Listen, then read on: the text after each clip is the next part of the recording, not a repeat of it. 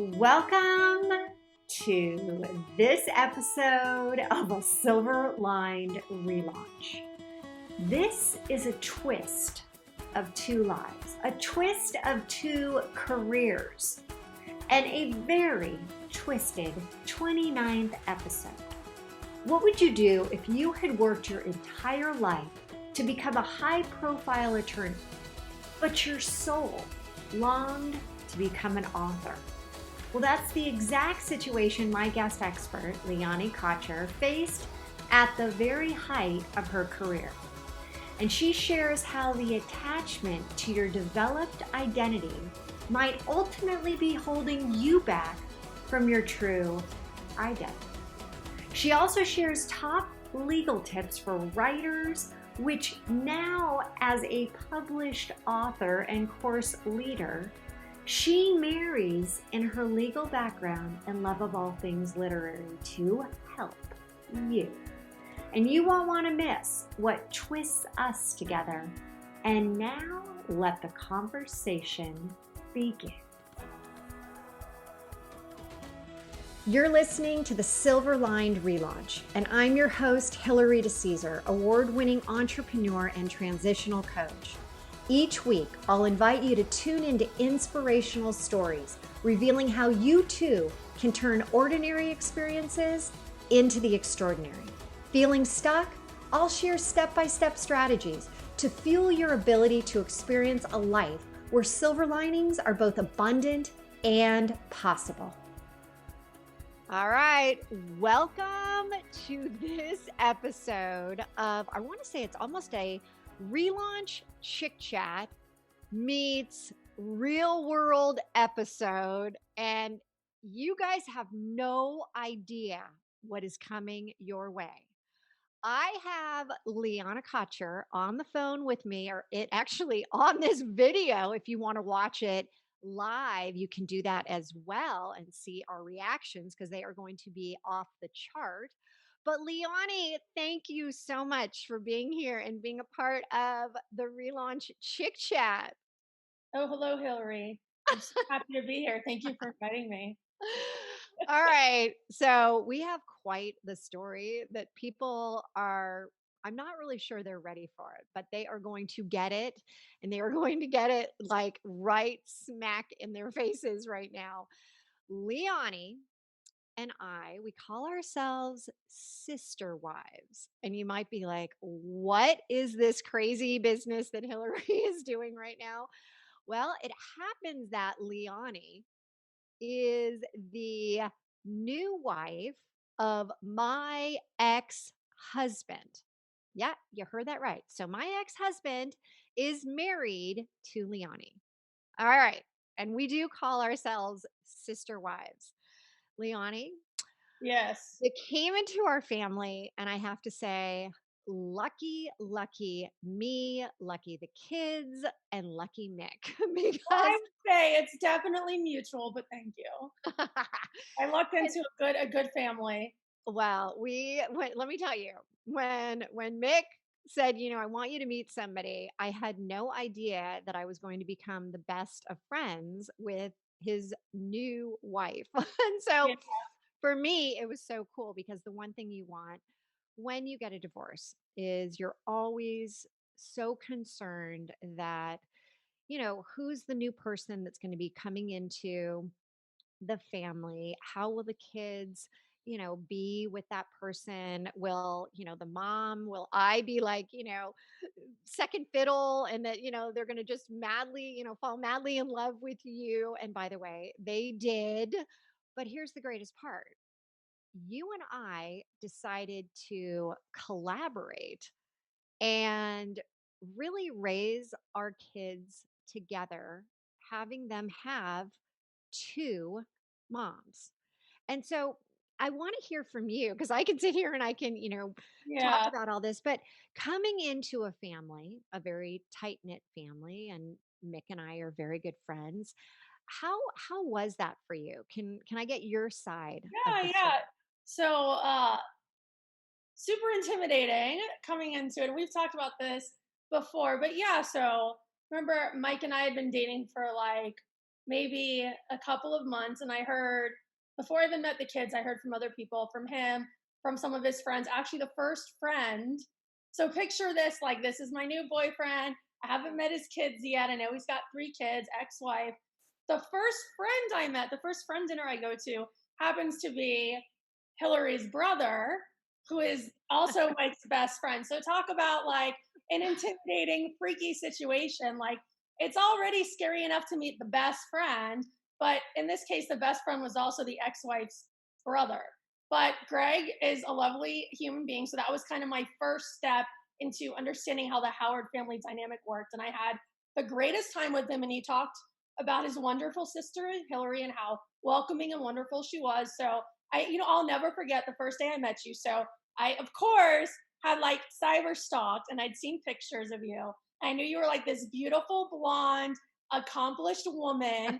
And at this point, I believe I at least met Danielle. I met Danielle first, which is the oldest daughter, my oldest stepdaughter. I think I'd met all 3 kids, but definitely Danielle. And I remember I went to, and I don't know how much I can say if you talk about where you live and stuff, but I went to the neighborhood where you live. And I remember I think you had just gotten your haircut, or one of the girls had gotten their haircut. And I walked in and I saw you, and it wasn't even supposed to happen. It was random because we were picking the girls up for the weekend. And I remember you were like the most lovely person ever. And I was super scared to meet you, but you were very welcoming. I remember you asked like a couple really funny questions. And that was like the start of how we first met. You know what? I haven't even heard that part of your story. I love that. Thank goodness. Oh, Thank goodness it was. Greg's the first person I met of Mike's Mike's friend situation, was the brother. That is so funny. And I have to say, because I know a lot of people out there are not like we are with their ex or their ex-wife, any of that. What do you think is the secret to making sure that the ex-wife and the new wife get together? And get together, and they're working together, and they're, kind of being friends and making it great for the kids. Yeah, I think, I don't know if there's a secret or what the secret is, but I know for me personally, it was really important. Like, I'm not a confrontational person, or I try not to be. I try to get along with people, but for me, especially with 3 kids in the mix, it was super important to me to have a relationship. I mean, I could not have expected that we would have become as close as we are, but certainly it was really important to me to have a cordial relationship where I never wanted, it's such a strange situation coming in with kids. I never wanted them to feel like they couldn't talk about you in front of me, or to have some weird loyalty pull between, that they thought that there was some kind of a battle between the Hmm. mom and the girlfriend. I wanted it to be easy for them, because it's complicated enough having like your dad's got a new girlfriend and you have to manage that dynamic. But I never wanted there to be tension that they felt between you and I, or that they felt, like they couldn't talk about you or go out with you, or there was some kind of comparison game going on. I put them first. And then it's just through being open minded about that, and through being exposed to you, you're a lovely, unbelievable person.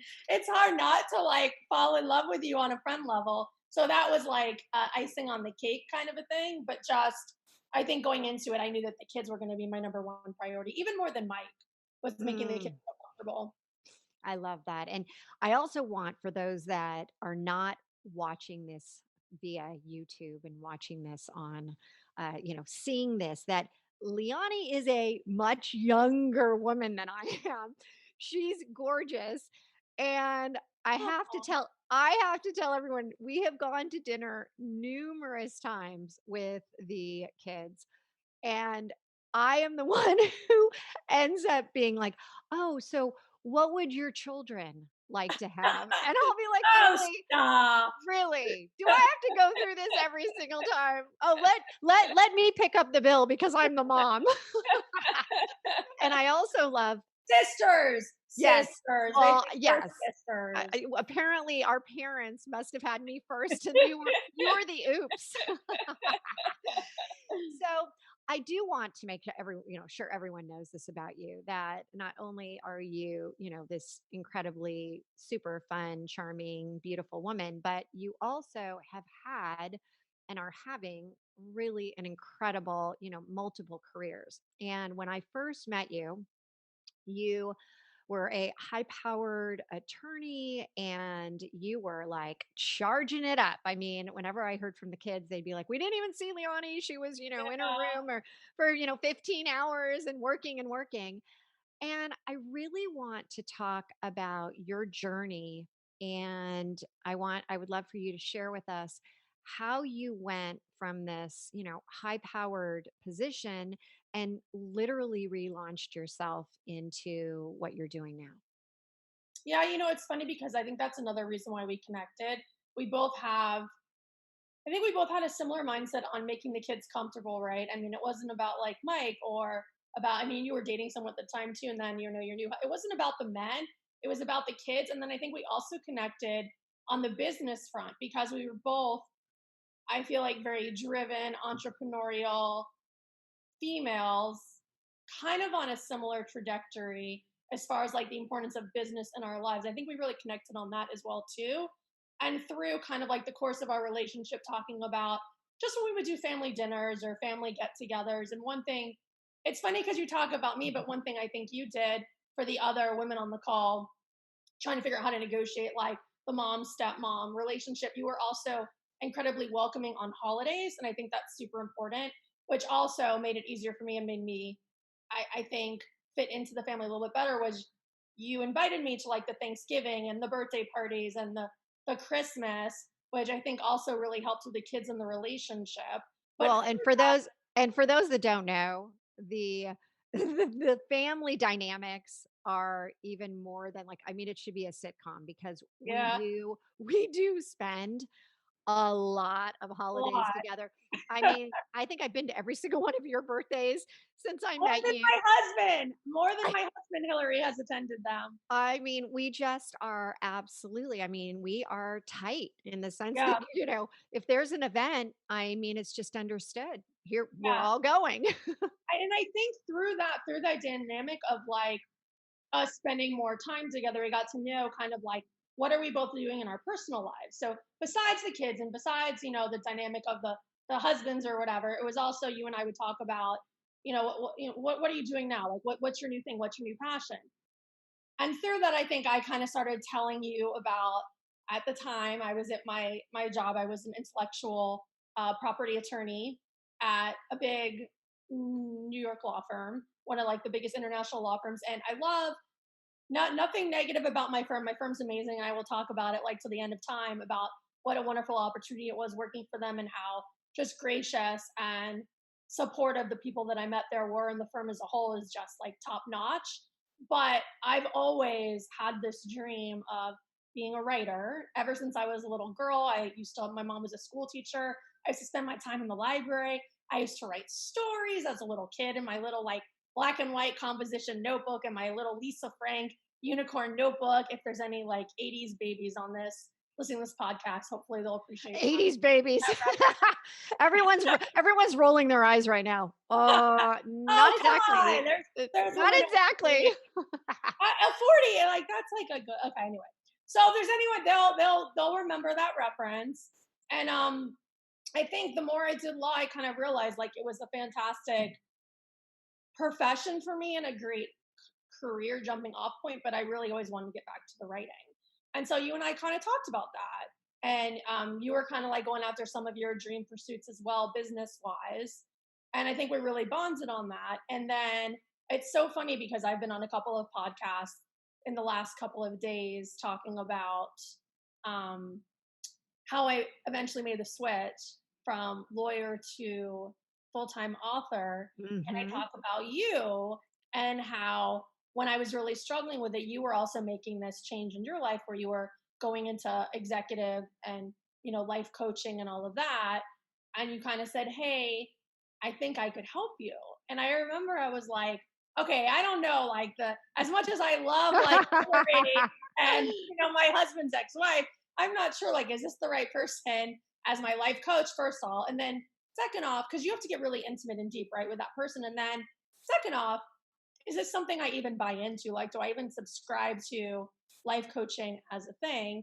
And I've always been such like a type A, like, here's the formula. I went to, law school, and then I went to the big firm and I did all the training. And it's like there's a very planned out roadmap. And life coach is not something that ever you ever talk about, at least in the legal world. Um, so it was just kind of a new thing to wrap my head around. I remember you kind of talked me into it, and it Well, and wound it's interesting for those that are like, okay, what is a life coach? Really, yeah, the type of coaching, that I pretty much do is executive business coaching. But then I make sure that I don't believe you are just your business. You are the entirety of yourself. And that means that there's a tremendous amount of what's your lifestyle that you want to live. But the thing that I laugh the most about is that we both agreed that usually there is a core of relationship in there. And we're like, yeah, we're not going to go down that path. That's the one thing that we're not going to talk are you about. happy with your husband? How's your sex life? Or like, we didn't do Yeah. none of I that. yeah, no, we didn't do that. So if Mick is listening right now, he can take a, deep sigh of God, relief. Mike's terrible this week. No, none of that. It was very like career oriented for you and I. I know that you do other stuff with different people, depending on Yes. what their needs are. But you and I was very career oriented. I remember you talked me into it. It wound up being like one of the absolute best experiences of my life. And I really credit you with empowering me to make that leap, because I was not going to do it. And it took months of working with you and me kind of like holding on with that like last like grip that I had at the law firm. Um, and you kind of had to drag me away from it and just be like, Well, this and is, again, but for you, you were, you had this deep passion for writing, for, creation of the books that you wanted to put out there. And it was all every corner as we continued to go down your original, law business and all that. It just kept, she kept deviating. She kept going, on the right, taking a different path. And finally it's, you have to sometimes have it just, hit you in the forehead that, wait a second, this is what I should be doing. And you were like, all of a sudden, like, oh my gosh, I've got to do this now. yeah. And I remember, it's funny because someone asked me this. I remember like what they asked, like, what were the tools that she worked, you, Hillary, what were the tools that your coach worked with you on? And how did you finally come to grips with making the change? And you may remember more than I do, but like for me, I remember the biggest thing that you said and worked with me on that kind of got me comfortable to making the leap was we came up with a plan B. And I like vividly remember us talking about this and how important this was. And the life plan we worked on was, you said, okay, what's the worst case scenario?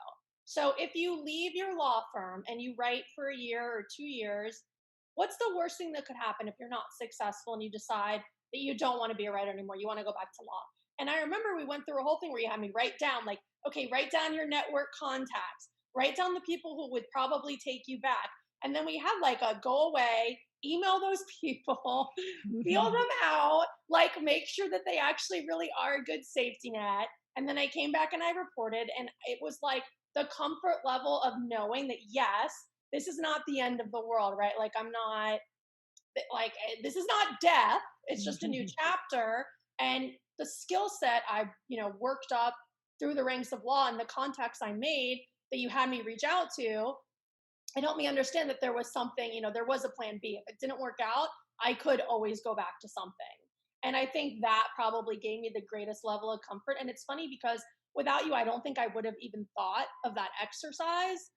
But doing that, I think it is probably the biggest propulsion for me into making the leap, was kind of wrapping my head around that understanding that there is something, and then doing what you said, like actually checking that, like not just in my head I think it's okay, but actually shooting those emails that were confidential, of course, but testing the waters with those people too, and really understanding. And I remember you had me take a couple of meetings, and just doing that and knowing, hey, I have this in my back pocket, like worst case scenario, this is what I can do. I can consult this person at this firm said they would take me on, gave me the comfort level to really make that leap.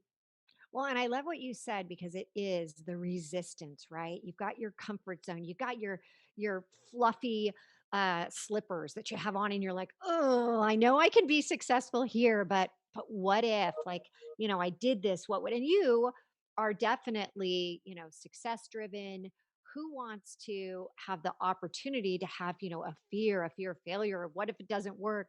But we got you through that. And what I loved is when you talk about that change formula, right? What is the formula Yeah. for change? You sit there and you talk about, where are you right now? What's your dissatisfaction of, like, what feels like it's coming out, but you're pushing it down, pushing it down.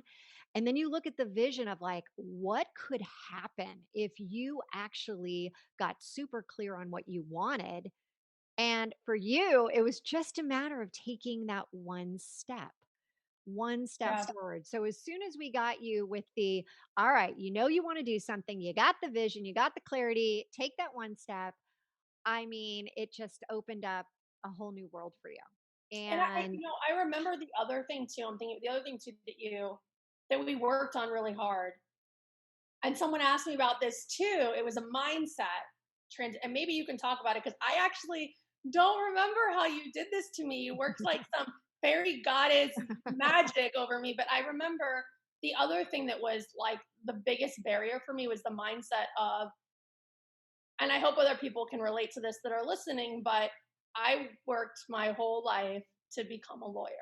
Like I was the kid that was a nerd in high school that got the straight A's, that like when other people were out, I was in the library. And then in college, I graduated college, in 3 years, went straight to law school, busted my butt in law school, graduated like top of the class, went straight to the law firm, picked a Mhm. big New York law firm that works your tail off and, was fully established. And everywhere I went, people were like, what do you do? And I was so proud to say, I'm a blank lawyer. I work at blank law firm, right? The prestige of that. And just like the pat on the back or the ego trip or whatever it is, the identification that this is who I am. I'm a lawyer. Not only am I a lawyer, like I'm a dang good lawyer and I'm at a fantastic firm and I have fantastic clients. Like all of that was such a part of my DNA and who I was at the time. So the idea of leaving that and who am I? If people ask me who are you at a party? What do you do? What do you do for a living? And to not be able to say, I'm a blank lawyer, whatever. Now to say I'm a writer, what does that even mean? And like, Mm. will people look at me differently? Where's the respect to that? Do I still have value as a human being? Like all of these things, just because it was so tied to my identity, was this like resume and these credentials that I worked up. And I actually don't know how you got me to like flip on that. And maybe it was just through talking about it over and over and you just really pushing home that like you only live for so long. And if this is your dream, like who cares about that stuff? But that was probably So another really big thing that we worked on. here's what we told Liani during this process. We said, okay, she hit the proverbial identity iceberg. She hit it. It's like, think of the Titanic is going towards it. And she has her identity. She's this, she's been doing this her whole, career has been based on everything being an attorney and wearing the beautiful clothes and the beautiful hair and being able to go here and go there and say, hi, I'm Liani and I do this. And for a lot of people, when they hit that identity iceberg, it it really can be shattering. I mean, it's like, oh my gosh, what if I don't have that anymore? But when you can build the new identity, which is exactly what we did, we looked at, how do you want to be in the future? How do you want to show up? Who do you want to be serving? It was like, it was this creation. And soon you just started to embody, wait a second, that feels more like me than this past identity. But let me tell you, identity comes with a lot of beliefs, and those beliefs are deep. And just like an iceberg, you see the tip of the iceberg, but the under ice, under the surface is gigantic. That's what an identity is. And so you have to do it in stages, and you did. And next thing you know, you're putting your book out there. And tell us more about what you're doing now. Yeah, I will. And see, I knew you could say, so you nailed it.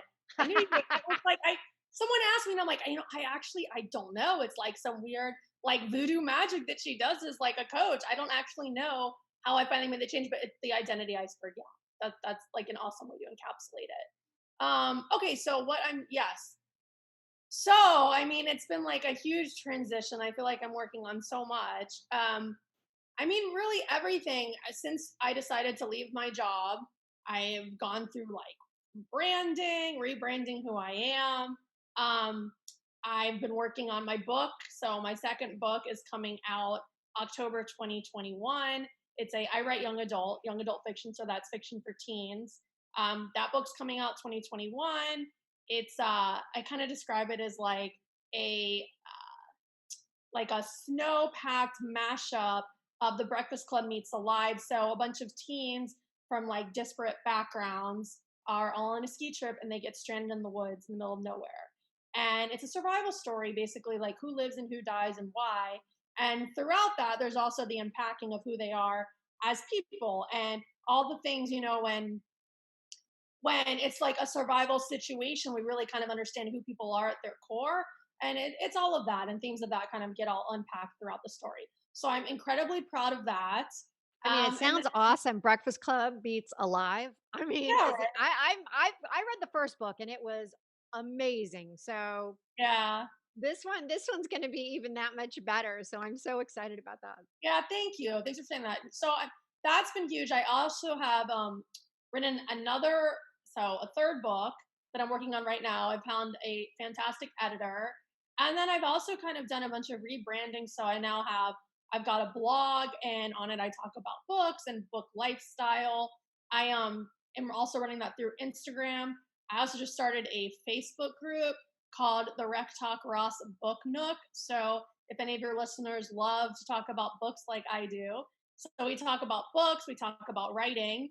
Um, it's just a really great community. In fact, we're doing, for example, like a monthly read. This month we're doing Mexican Gothic.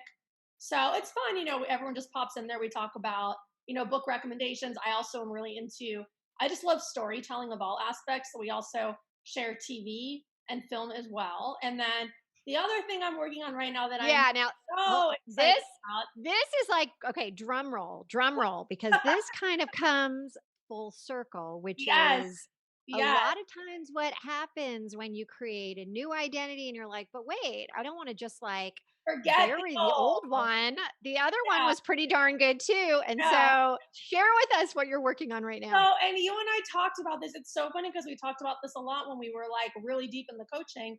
Um, but we talked about, well, maybe, okay, now you totally want to get away from law because you're sick of it. But at some point, you may want to revisit it because it's such a part of your DNA and you may find that you miss it. And we talked about consulting.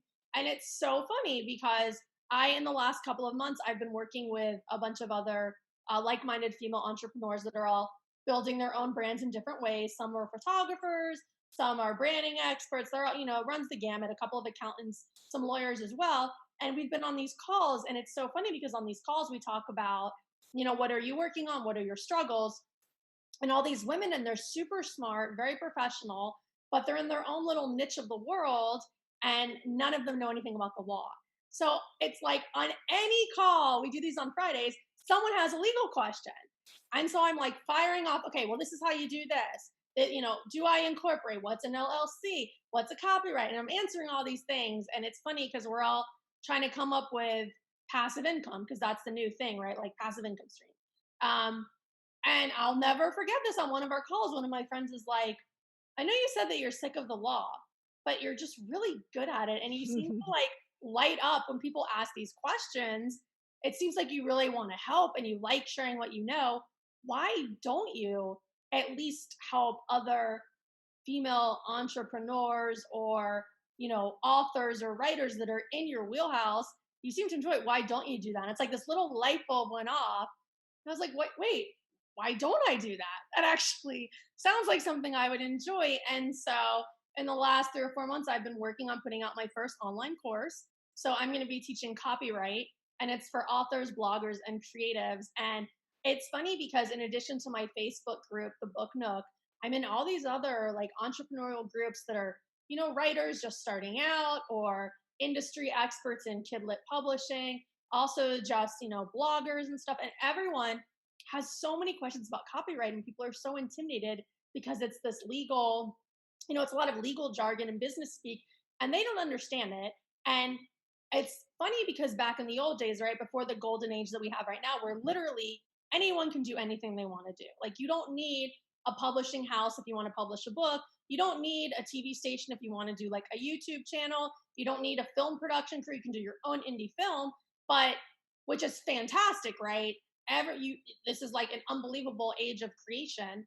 But the downside is we don't have that big machine that you used to have. So if you were a traditionally published author, you didn't have to worry about copyright or trademark or, incorporating, because your publishing house handled all that. And if you were like, if you were doing your branding business or whatever, you used to work for those big advertising agencies like Mad Men. You didn't have to worry about, okay, this is my own business now, what do I do? So I feel like there's just this dearth of this gap where people are building these wonderful businesses, but they don't have an in-house attorney and they can't afford the big law firms. And so that's kind of where I thought I could really. Well, and I have to say, if you really think about it, anybody who is doing anything online, doesn't matter if, in that book space or whatever. I mean, anybody Yeah. needs to be taking your course. And Yeah. I had the privilege of being, one of the beta and going through it. And I let me tell you, I've been doing this a long time. I've hired those big, expensive types of, lawyers to help. And having now doing the relaunch company and putting this all together myself and trying to, really make sure I'm thinking about, what I'm doing, I listen to it and I'm like, oh my gosh, I need to do that. I need to do that. And I need to do that. So what Yeah. I'd love is could you share some, some of the big takeaways from your course, maybe, two or so that, we could really just say, oh gosh. And I'm telling you, everybody, if you are doing anything online right now, you absolutely want to get this course. She delivers it like very fast, which I love. It's very just like spot on. This is what you need to know. She doesn't give a lot of the other fluff. And I love her. I love your examples because she does examples that are like completely today. And you're like, okay, now I get it. It makes it so much more interesting than just a legal course, right? Thanks for saying that. Yeah, it was important to me. So I'm like extremely type A, and I've always, at my firm, I always got a reputation also for being very like business minded oriented, which is I would say is a little unique for an attorney, to be completely honest. A lot of attorneys focus really just on the law. And when you ask them, okay, but like, I understand that's the law, but what's the real, like, what's the nitty gritty? Like, what do I really need to know in my business? They kind of get lost in the weeds. And I've always been really good at figuring out, I know what the law is, but like, here's what you need to know as a business owner.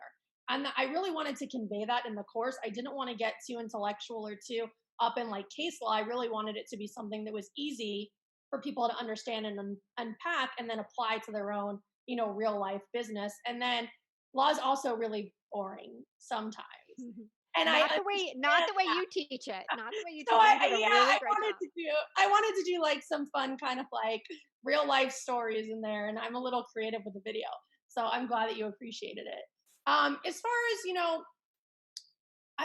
I think probably I talk about a lot in the course, and like you said, there's everyone really whether you take my course or not, like, it's great if you do, and I hope I can help you, but even if you don't, like, you should be either hiring someone or spending a lot of time on Google and trying to figure this out, because it really doesn't matter if you're a business, you need to take this seriously, right? If you're making money, there's a lot of really serious repercussions that can affect you, monetary, emotional, like a lot going on. But it doesn't even matter if you are a business or not. Even if you're a hobbyist, this is like a hobby blog for you, or you're a hobby photographer, copyright law does not care. It doesn't care if you're making money. That's not how it's written. It matters if you're stealing things. That's the only thing that matters. So even if you're not making a dime off of your blog, you can still be sued and you can still be in trouble, and there's lots of penalties. So you got to be serious about this if you're online, just like you said. I think probably my two most important takeaways, and I talk about this in the course in a lot more detail, but I think it's important for whoever's listening to this. I would say these are two really big ones. The first one is, if you have a website, you have to have a terms of use on your website. I also think a privacy policy, and I don't talk about this because it's not a copyright issue, but this is just like a little freebie for your listeners. A privacy policy is also incredibly important. In fact, it's required under the law. So that's something else too. And also a disclosure policy. If you're doing anything with affiliates, so a lot of people, especially influencers, but a lot of just regular bloggers or even just businesswomen are getting into this affiliate game, and you've got to disclose that. So having your disclosures is really key. Also for people like me who are professionals. So if you're working, Hillary, with accountants or other lawyers, and if they're putting things on their blog that could be misconstrued as advice, they need to have a disclosure on there as well. Again, it's not a copyright issue, but you asked me just for like holistically. The one Well, that I talk about the most is terms of use, because that is a copyright issue. And that is like a non starter. You absolutely must have it. And it protects you with whether or not, what people can use on their website. Like, so if you've got photos up on your website, if you've got blog posts, it protects and lets other people know, hey, this is my intellectual property. I own this. It's copyrighted and you can't take it. well, and you know what? I'm sure people are listening saying, I don't have not any of even, those. I'm not even really sure what any of these even mean. But here's the greatest news that you can, we'll have links to your course, and it's a very fast one. She gives, some great templates. She does a whole bunch of stuff that's way over the top that you can just plug and play, which I so appreciate. And as far as some of these others, we're hoping, fingers crossed, that she's going to actually come up with another subsequent course where we can find out that too. Hint, hint, jab, jab. Yes. No, I would. It's on my mind because I know that website protection is huge for people. But yeah, so I've got a masterclass running. Hopefully, we can put a link to that in the show notes. And in the masterclass, I really go into detail about terms of use. And through the masterclass, if you watch the whole masterclass, there's an opportunity to get yourself a free terms of use template. It's a really fantastic product. So if you don't have one already, I highly recommend watching the master course if we can put a link in. And then, Absolutely. the second, I would, there's a lot in copyright, but probably just for your listeners, the second probably really big takeaway I talk about in the copyright course, and I think is important to all entrepreneurs, even if you're not like specifically an author or blogger or creative, is licensing agreements and contracts. So, and it's so funny because I like adore and love my editor that I use, and she was at traditional publishing for years and years and years, and she even knows how important contracts are. And when I asked her to sign like a disclosure agreement, she was like, is this something I really need to do? And yes, yes, it is something. If you take yourself seriously as a business, you absolutely need to have agreements. I talk mostly about licensing agreements because they're the ones that's most important with copyright. So we talk about if you are a photographer, if you take photos for brand deals, influencer type stuff, if you are for some reason freelancing and outsourcing with other people, your photos or your blog posts or poetry or whatever, Anything you like that. anything Everybody like needs it. you have to enter into some kind. It doesn't have to be a super formal thing. It's up to you how formal you want to get, how much money you have. Some people hire lawyers to draft these from scratch. There's tons of lawyers now that are selling really fantastic templates that are very affordable. Or you could even just kind of look online and get, a feel for what they look like, but have something. Have And something. that's the It's key. better than nothing. That's the key. You got to have something and you have to protect yourself. Now, one thing that I'm excited about is I've asked you during my foundational course that I'm going to be launching here in about a month. I am going to have you be one of the experts that comes on, and you and I've talked about this, maybe even, looking at a couple of the sites out there, making sure we're going to be Yeah. sniffing around and making sure that everyone is abiding by what we should be. So Yeah. awesome, awesome. Well, I have to say, as much as I would love to sit here and chit chat the rest of the day, we can't, and so we have to do the rapid fire questions. All right, I'm nervous. Everyone's always. I'm interested in. I Scared. think it's number maybe one of these, the fourth one that I asked that I'm like, ooh, I wonder what she'll say. All right, number one. Yes. Zoom calls dressed head to toe or waist up?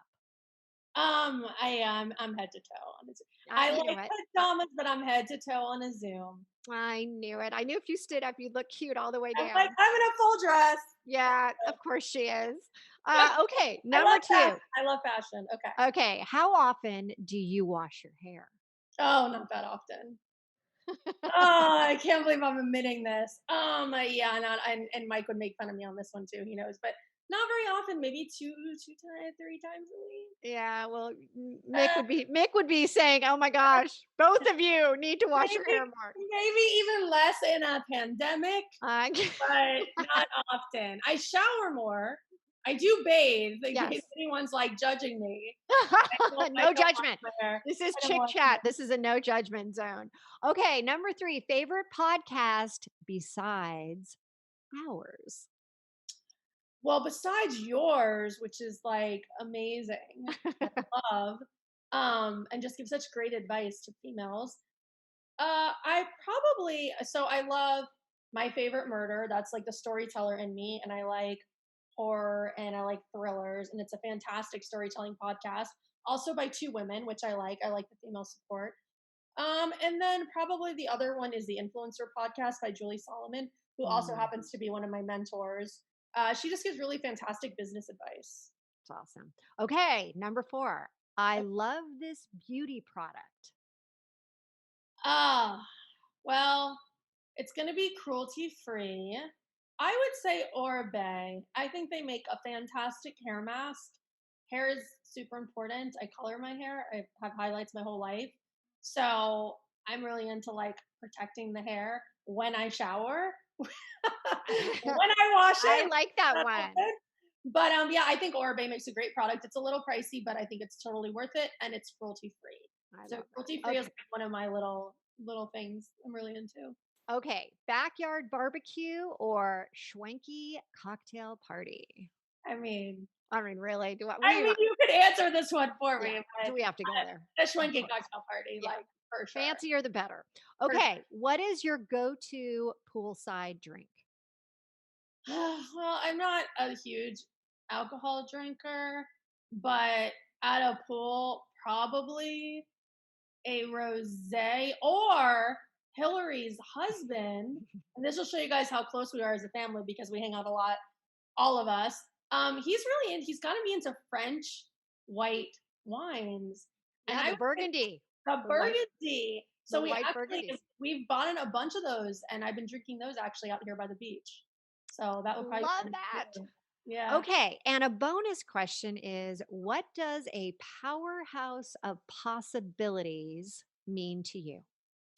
A powerhouse of possibilities means to me uh having limitless options and kind of whatever you can think of or dream of you can do as long as you arm yourself with the right skills, the right support team, and you actually go out and get it done. I love that. Okay. And Liani, how can people, I know that you've mentioned a couple ways to get in touch, but if you could just Yeah. summarize, how can we learn more about you? Yes. So I am on Instagram and I'm on Twitter the most often, and that's at Rec Talk Ross. So I don't know if it shows on the Zoom if anyone's actually watching this. That's my writing pen name. So it's ReKTOKROSS. Hopefully we can link that in the We will notes. definitely have them in the treasure chest in the show notes. No problem. Okay, so Absolutely. I love connecting with people. So come find me on Instagram is probably my number one. Send me a DM, comment on my photos. I will find you back and show you some love. Also, I'm super excited about the book nook, which I talked about earlier. It's just like I normally hate Facebook, and I'm loving creating this community and just really bonding with other readers and writers. So that's the Rec Talk Ross Book Nook. You can find that easily on Facebook. It's a private group, but let me know that you found me on Hillary's podcast and I will let you on in. And then the course. So I've got a master course coming even before the online course, and hopefully Hillary will link that in the notes. But if not, you can just go to my website, which is www.rectalkross. Again, that's ReKTOKROSS.com. And if you just go to the top bar, you'll see a little thing that says courses, and you can either sign up for my free master course or you can sign up for the online course and get the whole shebang. Okay, sounds awesome. And hey, thank you for being on Yeah. and for being my sister wife for, through the ups and the downs, through all of the relaunches. And Thank I you. truly am just so, I feel like I'm the luckiest mom out there to have you by my side as Accurate. my co-sister wife here and Oh, parent to parenting. parenting to, three amazing kids. So big kiss to you. Thank you. And until next time. Sounds good. See you soon. Thank you so much for tuning in today. If you felt a connection to this episode of the Silver Lined Relaunch, please head over to iTunes now. It would mean so much to me if you would leave a good review and help others find silver linings as well. And don't forget, you can have immediate access to all of the bonuses and notes from the show today in our treasure chest, which you have access to for free by texting 55444 and typing in treasure chest. Or you could go to our private Facebook group, The ReLaunch Effect, Living a Life You Love. Together we've hit the reset button for you, turning your transitions into a transformation. Until next time, don't forget, there's always a silver lining.